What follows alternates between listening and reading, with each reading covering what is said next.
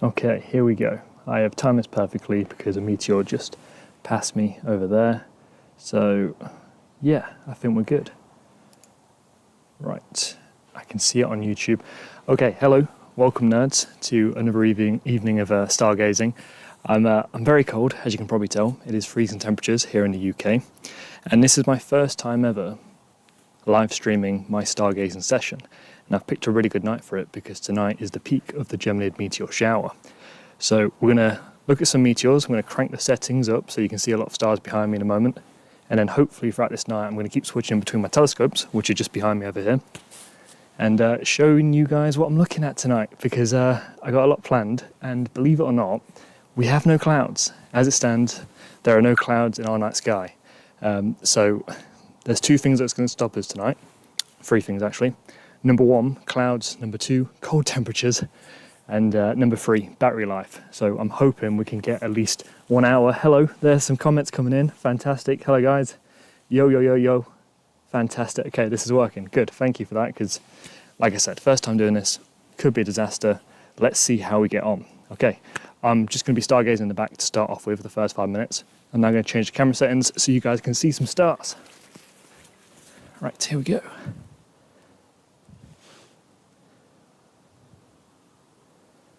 Okay, I think that should be perfect.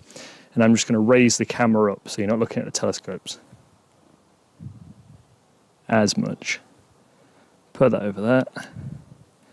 Okay, I think that looks all right. So the Geminids Meteor shower is actually going to be emanating from around about this area just up here, so the very top part of the screen. But I've been out here for a couple of hours already, and I've got to say, I've seen so many flying around, and one went straight across the Orion Nebula just here, which is what this telescope and this telescope are both looking at right now. Yeah, so let's see how we get on with that. My legs are killing me because I've been crouching for too long there. Can you hear me okay? I should probably have checked that as the first thing. Let's see.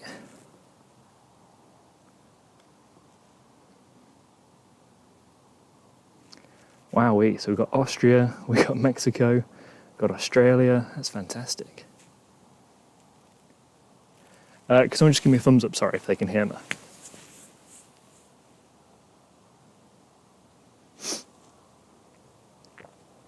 I am becoming painfully aware that I think there is a 20-second delay. Yes, thank you, Fabian.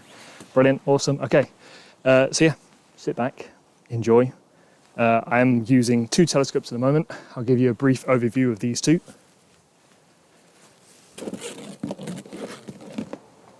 All right, okay, so I'm blocking all the stars. On my right-hand side, just over here, we have the Seestar, which is a smart telescope. It's very new to the game. It is actually right now taking pictures of the Orion Nebula. We have 3 minutes 40 worth of exposures, and this is what we're currently looking at. Oh, that's way too bright. Let's crank that down. How's that looking? Is that better? Yeah, okay. Yeah, so that's the image we've got at the moment, which I think it's fair to say is pretty impressive from just a couple minutes of exposures. Let's change this back. There we go. Okay, that should be back to normal. Beautiful. Right. Okay, so I'm going to leave that one by itself. Because I am going to be looking for telescopes, I could really use some help. So if there is a meteor that you've spotted, let me know as soon as possible, just so I can then re-watch it on the stream. Because I don't want to miss out, but at the same time, there's a lot of cool other things that I want to look at and showcase to you guys today. So I'll be working hard on that. Let's just see the comments real quick.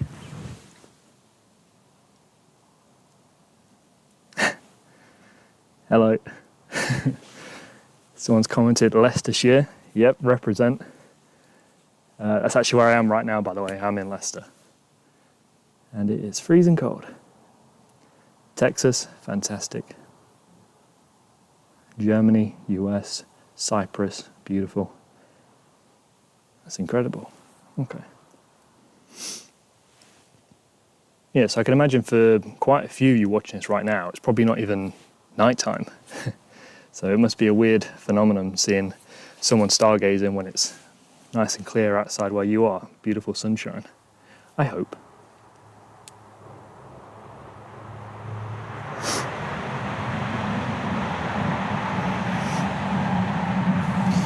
Okay. Yeah, I should probably point out that really loud, annoying sound is a train. I do live alongside the train tracks, and yeah, they're very loud. There's no way getting around that. It's going to be a bit of a nuisance tonight. I'm going to change the settings and just make the ISO a bit higher. So then the night sky should come across as being a bit brighter. It will overexpose the rest of it, but that should enhance your stargazing experience. Yeah, and then just for the time being, I'm actually going to point the camera even higher up. There you go. Look how many more stars you got there. Right, yeah. So you guys enjoy that whilst I set this up.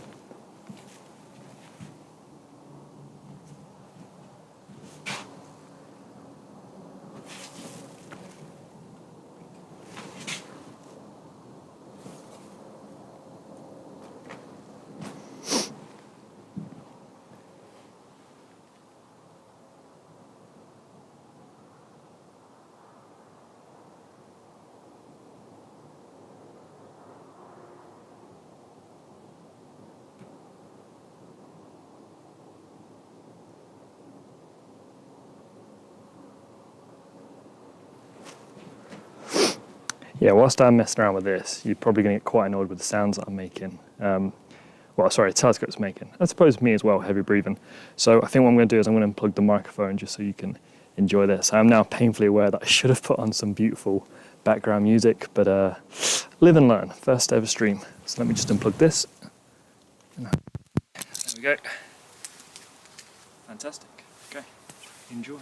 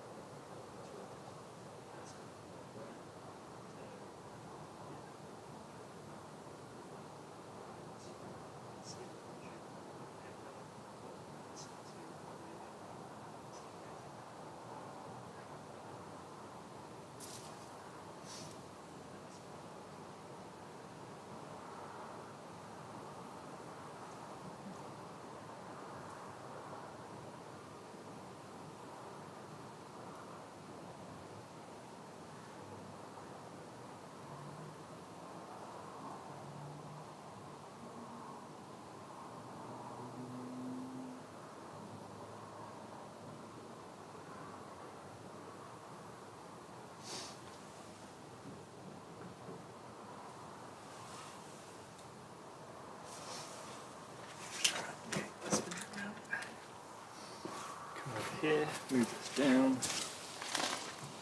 Right, I doubt we can pick up the audio, but I probably shouldn't say anything weird, just in case it is picking up audio. Alright, if I bring it down to here, then people can also see me stargaze whilst admiring the meteors. I feel like that also proves as well that it is live when it does that. Right, got it on my phone. Okay, you can hear me. Okay, cool. Yeah, alright, okay, cool. So we're working. I did have it point up towards the skies, but I think the issue is with a lot of this stuff is that it looks fairly static, the night sky, and especially when you stream and it's not as high quality as you really want it to be. So if you have no other sort of context in your image, it's a bit difficult to appreciate that you are actually watching the night sky in real time. So I'm just going to tilt it down a little bit. You are going to lose out on a bit of the night sky, but like, yeah, at least you know it's live, it's real, it's happening, and you can also see what I'm up to. Because right now I just found the Orion Nebula through my telescope, and in a second I'm going to try and get a view of it onto the stream so you can see it as well. So yeah, just like I said, bear with me, first time.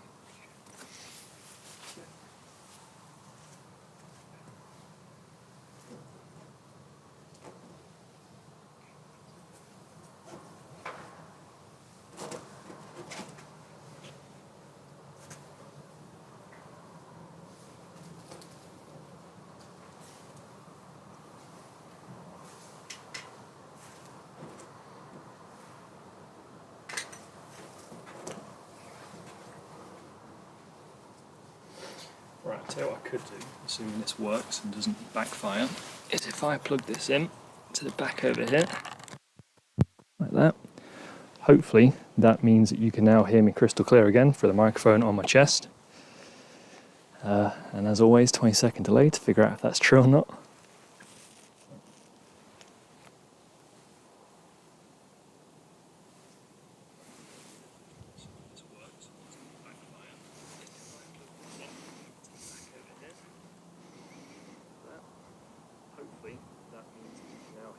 Clear again for the microphone. Fantastic, there we go. Okay, all right, that works.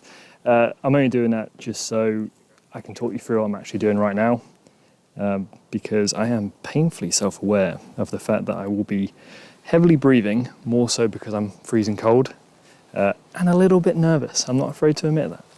Okay, so.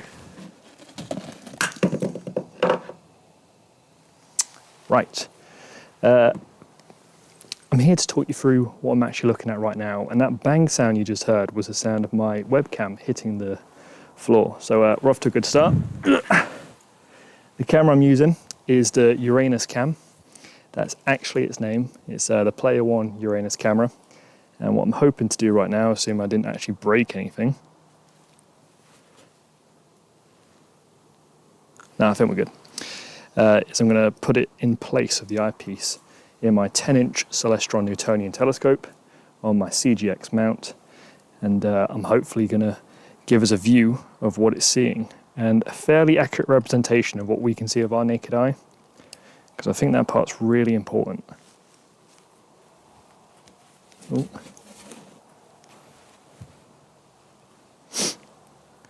So the issue of a lot of the long exposure photographs that we will take is that it's not a true representation of what you can see in the night sky, not what you can see with your naked eye.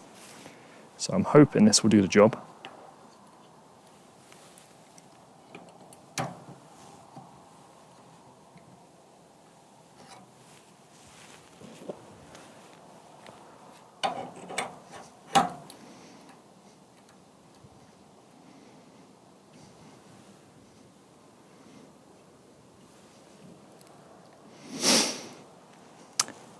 Right, that's not going to reach to the laptop.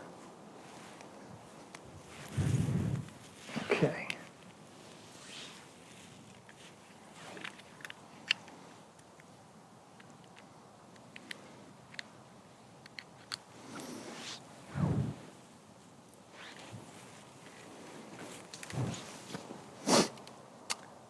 Oh, okay, comments. Has anyone seen one yet? It's cloudy where I live, so envious of that clear night sky. It is fantastic. Is that the Seestar telescope? It is, on the right, just over there. It's currently imaging the Monkey Head Nebula.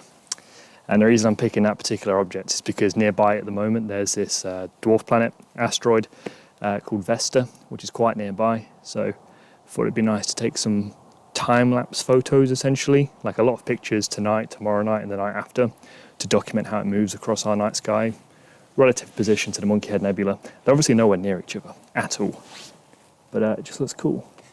Okay.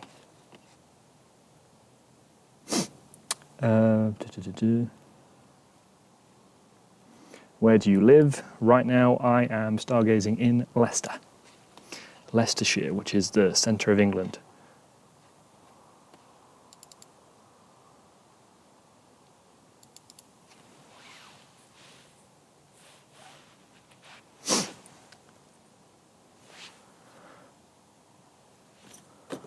Okay.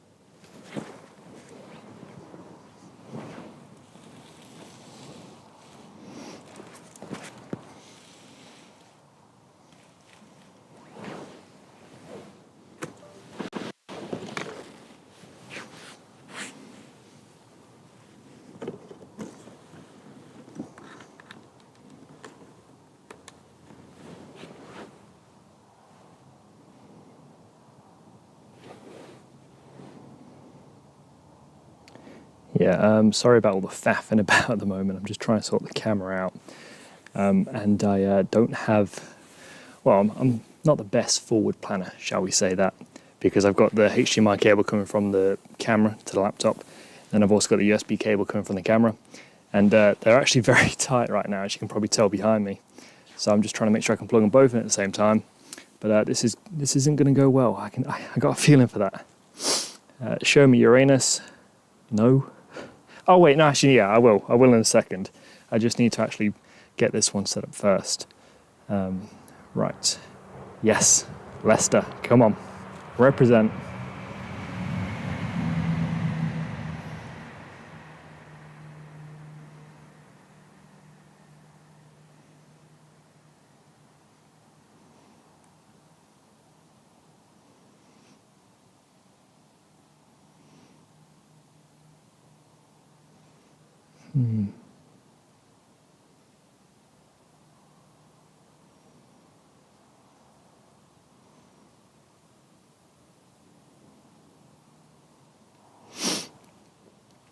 Right, that one may have to wait for a second. Can you turn the lights down? Might hide. Yes, I can. I am overexposed, aren't I? Right, I'll sort that out then. Careful not to trip on anything.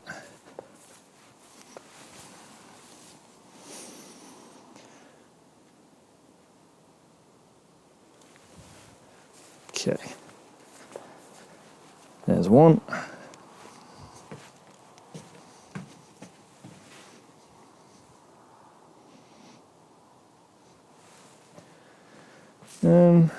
I don't know if I like the look of that. Maybe that.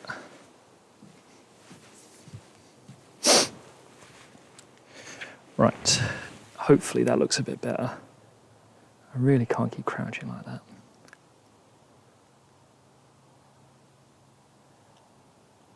Oh, hey, happy birthday to On the Kentish Roads. Everyone wish him happy birthday. I turned 31 23 minutes ago. Whoop, whoop. Nice one. Happy for you, mate. Right, we're on 61% battery. Can I just get people who've been in here since the very start, can you just tell me the total number of meteors you have seen so far? I'd really appreciate an update on that front. Because now we've got people like David Lozano counting us down, hoping to see one.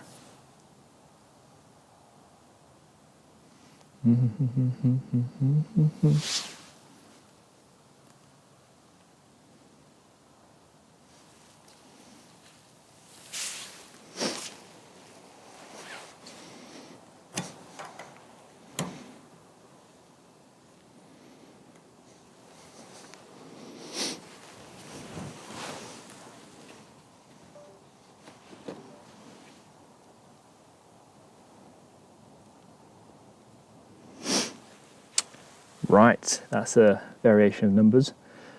So around 10 or more, fantastic, like 10 maybe, brilliant. 3, nice. Don't want to leave the chat to look up where you're from, man. I'm from Leicester. Thank you, Polar Cube, nice one. Right. Yeah, so I don't think the whole of the UK has got clear skies at the moment, if I'm being completely honest. All day it has been cloudy here in Leicester, and it's only within the last hour or so that things have started to clear up. So yeah, things are okay for the moment. I'm told that once it's 1 o'clock, it's supposed to get cloudy again. Shouldn't be too much trouble because I think the battery's going to run out and everything by then. So let's go for a rundown on what we can see right now so far. So with our Seestar telescope over here, for the last 8 minutes, I have been pointing it at the Monkey Head Nebula. And I've got to say, I've made a video before about this telescope. I'm very impressed by it. It is phenomenal what you can see through this tiny little piece of gear. Not only that, what it finds for you. So you don't have to point it yourself. You just have to go onto the map here, look for an object that takes your interest, and then point towards that. If you want to find out more about it, check out my other video. But as for now, let's change this. Just briefly. Not to detract from the stargazing. How's that looking? So that's our view of the Monkey Head Nebula at the moment. Not bad, eh?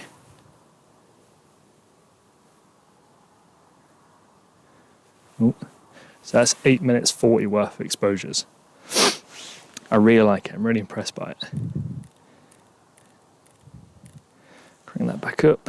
Change this to what it should be. Okay. Nice one.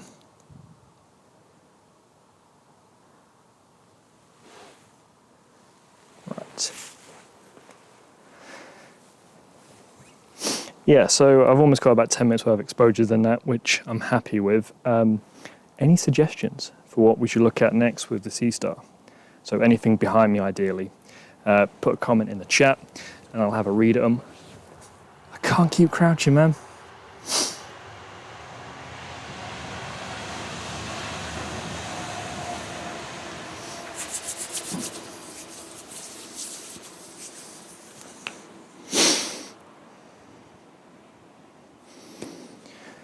Cloudy in Manchester and cloudy in Liverpool, yeah.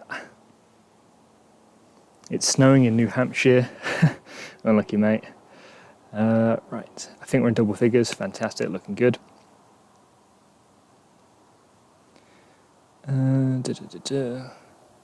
Piccadilly Circus. California Nebula, Heart Nebula, North American Nebula. Okay, some good suggestions. Nice one. Right. Let's have a think.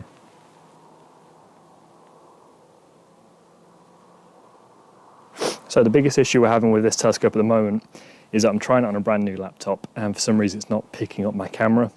Kind of thing you'd want to test before you do a live stream, right? Yeah, not this dum-dum. So instead I think we're just going to talk about the Seestar and the meteors that are going on behind us.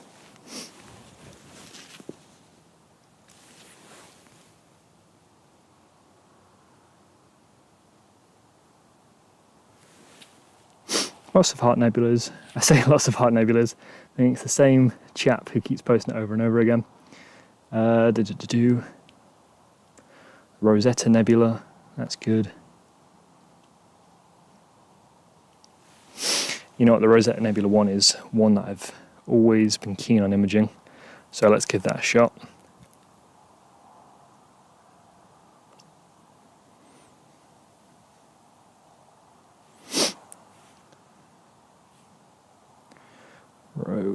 Rosetta.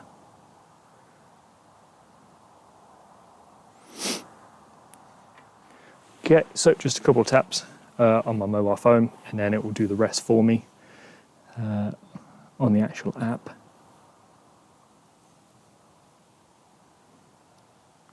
Sombrero Galaxy, Horsehead Nebula, Jellyfish Nebula. Oh, these are really good. Okay, you know what? This stream seems to be going okay so far. I've had no hiccups in sense of issues with... I say that. Why is my view of the feed about 4 minutes behind what it should be? How'd that happen? There we go. Sorry, back to live now. Yeah, so things seem to be going quite well. I'd like to do just a stargazing session in the future. So it doesn't have to be a special occasion like a meteor shower, just one where I had this set up for a couple of hours, multiple telescopes, and then we just look at different things, and then you guys suggest things in the chat for me to point in telescopes at. I think that could be quite fun.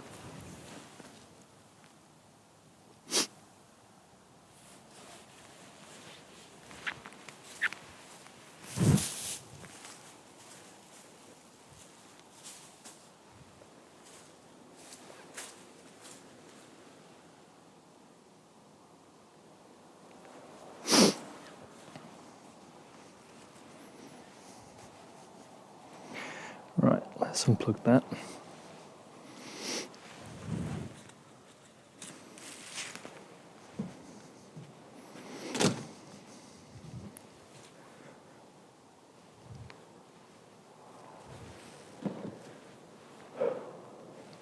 Yeah, so the Seestar has got the Rosetta Nebula centre in its field of view. It's now going to start taking photos of it. And then whilst it does that, let's have a chat about the Geminids. So I believe so far we've had about 10 to 20 meteors, which is a very good number. And you may have clicked on this having heard from someone else that there's going to be 100 to 120 meteors per hour appearing during this meteor shower. Anyone who's an actual stargazer or an astronomer who spends time actually outside will happily tell you that is never the case. I think some websites will specify saying in perfect conditions this is how many you'll see, but even then it's very unlikely. Our field of view, our naked eye field of view, isn't that great. We can't watch the entire area of the night sky. All meteors do sort of emanate from the same general region during a meteor shower, but you can't watch everything. And at the same time, how many of us live in Bortle 0, Bortle 1 regions where there's no light pollution? How many of us live on the tops of mountains above the clouds? The answer is very few, if any of us watching this right now. So it means that for us to enjoy the meteor shower as much as these news outlets tell us that we can, it's impossible. It's impossible for any average Joe observers like me and you to see 100 to 120 meteors per hour. The best I found that we can generally hope for is about 10 to 20 an hour. So if you guys have seen watching this stream about 10 to 20 meteors, fantastic. Sounds like we're having a good one. I believe this is supposed to be the best meteor shower of the entire year in terms of numbers, but yeah, I'd take that with a pinch of salt if I'm being completely honest with you. Right. Carl Ferguson, very bright. Misty_YT, look at Jupiter. Okay. Tell you what, let's do a tour of our night sky whilst we're at it. Yeah, I don't want to move the camera too much in case people are just sitting here wanting to enjoy the meteor shower, and they probably have me on mute right now because they're thinking, what's this mad blurry man talking about? But I will do that. I do happily take requests. So if I go over to the camera now, I'm going to unmount it. Right, okay, so this is the rig we're working with. Hopefully this doesn't bugger up the camera, but I'm going to change the exposure to be slightly lower, just so now when I move it around, it's not blurry like it would be on a 1/30, because that's not very nice. So I'll put it to 1/100. Okay, that should be okay. Let's look up. There we go. Nice one. All right, so we have been looking at the constellation of Orion. Let me crank up that ISO. For most of our observations, the Geminid meteor shower should be radiating from the sort of top center part of your screen. Yeah. And then if we pan around to the right, we should see a familiar friend. Do you see that bright point of light just over there? That is Jupiter, the largest planet in our solar system. Is this lens fogged up? How does that look? Nope, that'll look way worse. No, it's because of the light I've put over there. Yeah, so that's Jupiter, just up there. Over here we have the Seven Sisters, the Pleiades. I think it is blurry. I think the lens is a little bit blurry, isn't it? Anyone who owns a camera and lens is going to be fuming right now that I'm touching the actual cover of it. And then just up here we have Taurus, the bull, constellation of the bull, sort of V shape. This region, of course, here is Orion. And now that I'm looking on the camera, I can see that there's actually quite a lot of thin layers of clouds in our night sky. So it's not a pristine night by any measure of the imagination.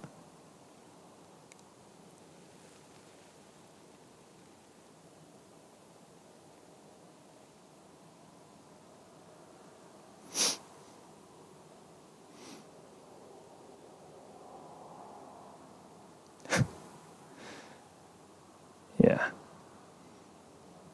Sort of hoping that a meteor just pops out as we're pointing it upwards.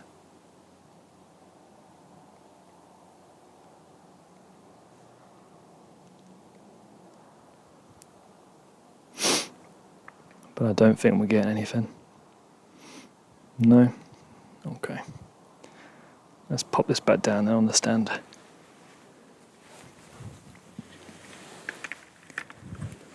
Mount that back in there. And then crank the exposure back down. We'll do 1/25. ISO goes back down. Put it there. Tilt it higher as well. Let's see how we get on.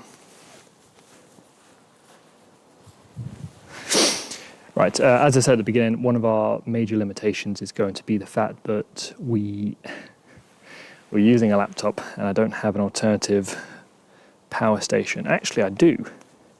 We're not using this telescope anymore. So if I just turn it off,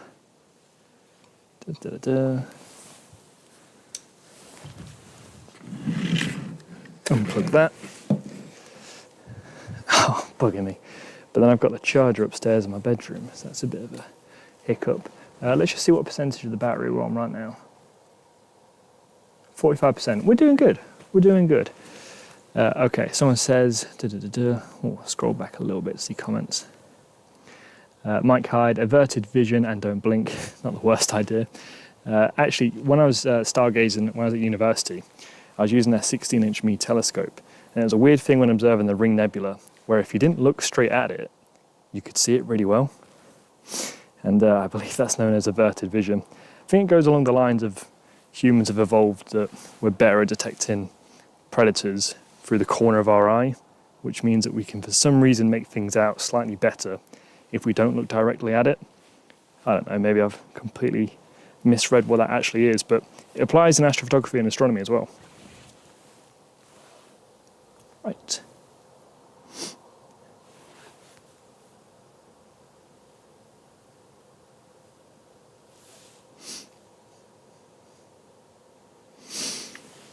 KDN, why not remote to the telescope so you can get inside and stay warm? I am actually kind of warm. I know I sound like I'm freezing cold, but I've got a couple of hand warmers in my pockets. And I've got another one in my chest just over here. And nothing actually beats being outside, stargazing. Granted, living in the UK means that generally it's very cold being outside. But it's an okay price to pay, isn't it? Like, this isn't a bad life.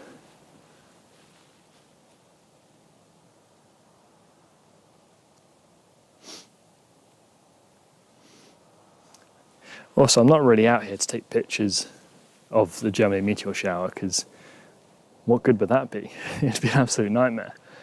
Chasing these shooting stars would be an absolutely impossible mission, because not only do they cover fairly large regions of our night sky, they're quick and they're all over the place. When you're taking pictures with telescopes, you generally take long exposures.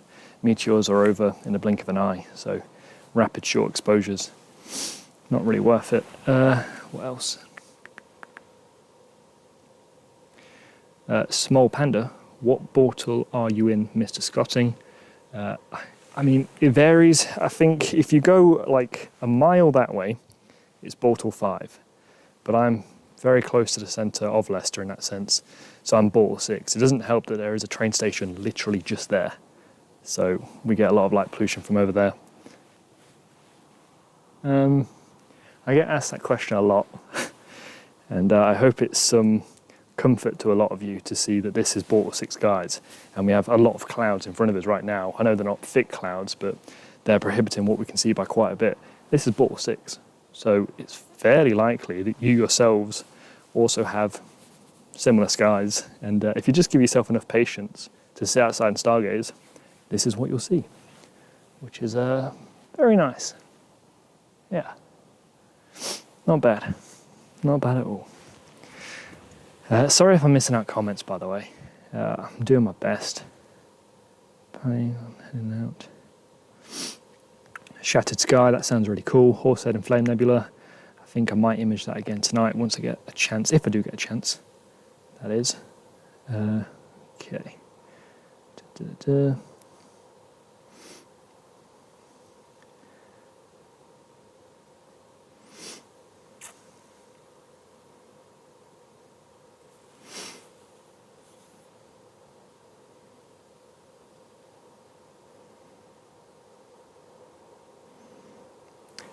Hello Juno Wuno. I wish it was like that weather here in Denmark, but we got clouds galore. Yeah, I think Denmark's quite close to the same sort of, is it longitude? So we're 52 degrees north here, so I think Denmark's near enough the same in that regard. And I assume that you guys also have quite terrible weather, because in general we do. It's been long coming, this clear night, and even then it's not a very clear night. I've seen a few while checking on my rig. Rosetta is looking stunning tonight. That's a good point. Completely forgot about that. Let's have a look how we're getting on. Interesting. Yep. Right, the Rosetta Nebula is quite big. And I'd say the Seestar's field of view is also kind of narrow. It's not that wide field. Let me give you a look at what we can see just here with the Rosetta Nebula. Right, it's obviously way too bright, because this is, need a dew heater for this bad boy. Okay, let's crank that down. There we go. Let's place this in front of it. It's doing it to go down by quite a bit, doesn't it? Turn the exposure down. Yeah, so I'm hoping that's, is that still blurry? But yeah, you can see that sort of right part of the Rosetta Nebula there. And we're on 7 minutes, or we're on 8 minutes now in terms of total exposure. So, let me try and get that perfectly in line. Not great. Yeah, I mean, the images turned out quite nice. I'm fairly happy with that. Let's crank this back up.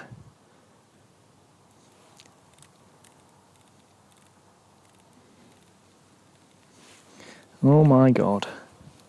Did I just change the lens over? Christ. Okay, change the focus back, that's for sure.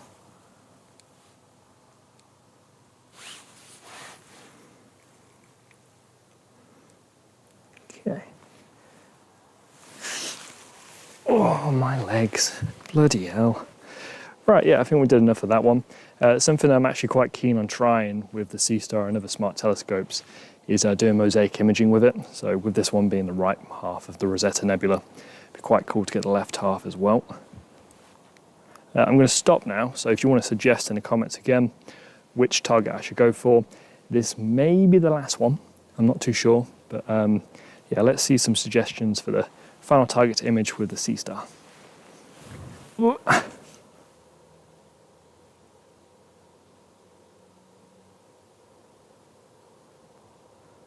Okay, just after that comment, the last one that I read before standing up, the Yeet Man, just saw one.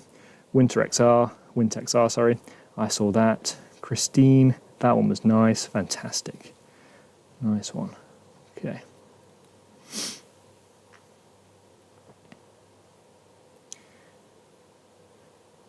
I think you have a lot of sensitive black and white rods around the outer eye. They let you resolve things better in your peripheral vision. Could be completely wrong though. I mean, if I am, that sounds quite cool. That sounds like a nice little superpower to have. Bro, you're well delayed. Yeah, I know. This is my first time. Okay, cut me some slack, please. What telescope is that at Damon Scotting? So for those of you that are just joining late, because we are now at, I was about to say 143 concurrent viewers, and then it dropped down to 130. How humbling. Right, on my right here, we have a C10 telescope. So this is a 10-inch Celestron Newtonian telescope. I managed to get it for about $300 because I bought it with a separate mount that I managed to sell off, and therefore the resultant price of this was quite cheap. The mount I've been sent as a review for Celestron is a CGX mount. Why am I talking about this stuff when I'm not actually pointing at it? Jesus. Let's get this down. Let's change the focus. That's actually quite nice, that view. Bring the ISO down slightly then. Okay, yeah, so hopefully that appears better now. Yeah, so this is a telescope, that's the mount. The mount, I believe, is about $3,000. It is a very good mount. I'm very impressed by it. I've never owned anything as expensive or as powerful as that, so I'm in luck. We have a Uranus camera mounted into the eyepiece holder. So that's player one, Uranus camera. I'm really enjoying that. That one cost about $399, I believe.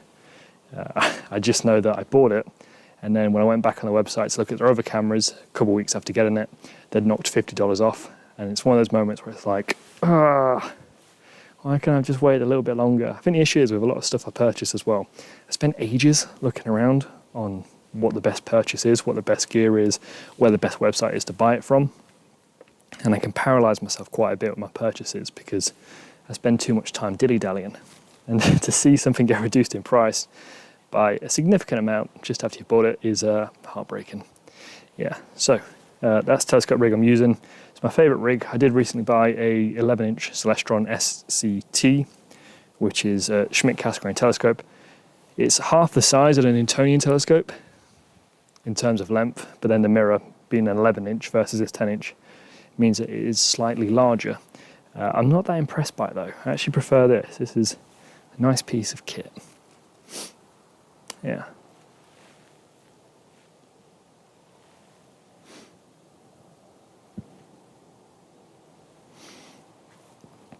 What can I point to behind me right now and give a bit of insight regarding? So if I pick up my phone, which is viewing the live stream at the same rate you guys currently are. So if I point up to here, I'm going to be way off, aren't I? Yeah, that's not good. Actually, I'll tell you what's really cool.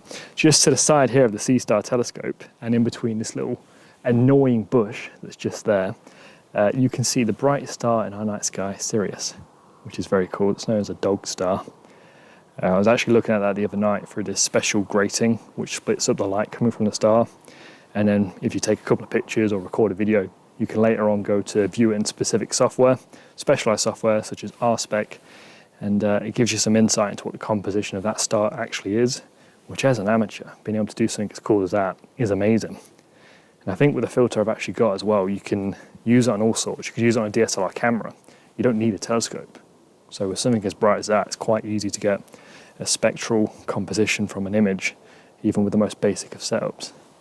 Right. How are we doing? Da-da-da. Should I point the camera back up? I've just skipped a bunch of comments, so I'm really sorry, guys. Right. Okay, here we are. Hello from India. Nice one. Your video filming lights don't interfere with the telescope. I mean, they probably do, but for the purpose of what we're doing right now, I think the stream's slightly more important. What did I say? Did I say stream or stream? The stream is slightly more important. Yeah, it'll be a fairly minimal amount really, because it will only be the lights being reflected back off the fence behind me that will interfere with it. Okay. Here in Idaho, it's partly cloudy. God, does anyone else have clear skies? I suppose if you did, you'd probably be outside watching it right now, wouldn't you? That SCT will be a beast of planetary imaging with a Uranus camera with a cropped ROI. Yeah, you're absolutely right. I need to find some time to get around to doing it. Are you in the northern or southern hemisphere? I'm in the northern hemisphere. Shush, next door trying to get Kip. Don't worry, they're used to this by now. Yeah, not saying I approve of it, but I have some very nice neighbours. I'm very fortunate on that front. And everyone's windows are double glazed as well, so. How long is this stream going to last? As long as my legs last, because the crouching down is really killing me. I should probably just get a chair, but whatever. Sombrero Galaxy, tacos. Ads will run shortly for some viewers. What? Skip ads. I mean, that's definitely annoying. Okay. Right, covering the acids. I don't know if I'll cover every meteor shower. It depends on how this one goes. It seems to be going okay right now. I don't know if you guys are enjoying it. I'll have to watch this back once I finish and just get a general consensus of how things went. Push the camera up to the sky more. We just see a part of it. Right, what am I doing? You guys don't want to see me, do you? Let's point this up.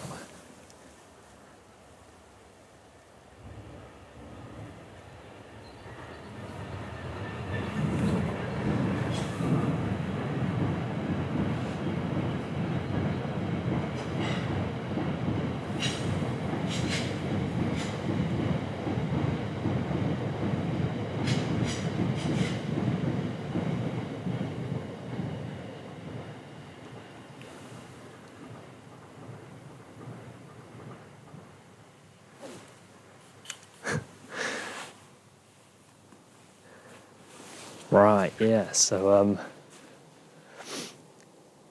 we're seeing a lot less stars than we were at the beginning now, because the clouds are starting to peel in, which is very unfortunate. I'll leave it like this for probably the remainder of it, just so we can get a good view of the stars and trying to see some final meteors. Right,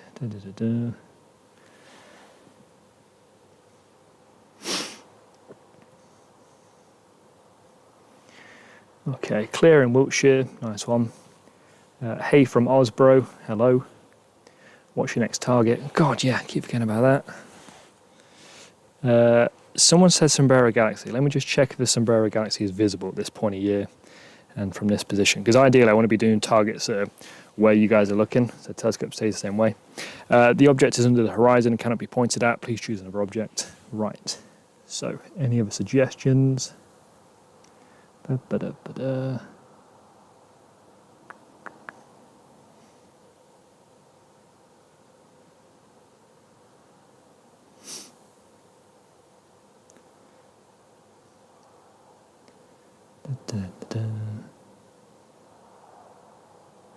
Oh, right. I saw someone say Betelgeuse, and I saw someone say Hubble Variable Nebula. I think probably better that we go for the Hubble Variable Nebula, only because it just looks better on this telescope. Although that being said, go on, we'll quickly check in on Betelgeuse, see how it's doing. So I don't know how many of you are aware, but it was yesterday or the day before that a very tiny asteroid briefly oculated, I think that's the correct term, Betelgeuse, which means it just passed in front of our view of it from here on Earth. So to the naked eye, for a few seconds here on our planet, Betelgeuse appeared to get dimmer, which is really cool. And given that it's under a lot of watchful eyes at the moment, because we're all very eager to watch it die and go supernova, we're constantly on the lookout for its brightness and how it's changing. In fact, I've been imaging it quite a lot recently, and I'm hoping to produce a light curve.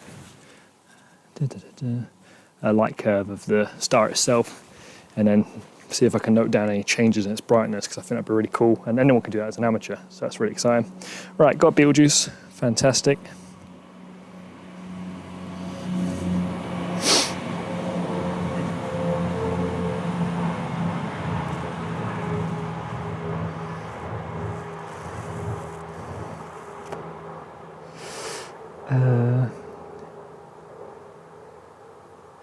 Okay, 21% remaining. We're at 51 minutes for total stream. I was hoping to do an hour. I'm going to try and wrap things up real quick here then. Okay, so let's first of all look at our live view of the Betelgeuse. So crank down the exposure.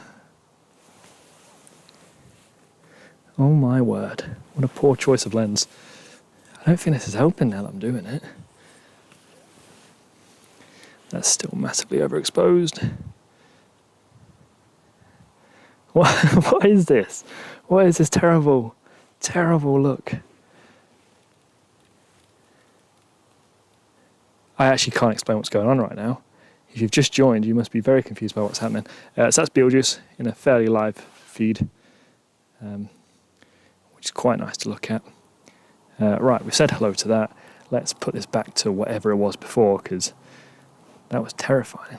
Kind of like my camera was completely capitulating. There you go, pop that back on. Jesus, that lens, that bloody lens.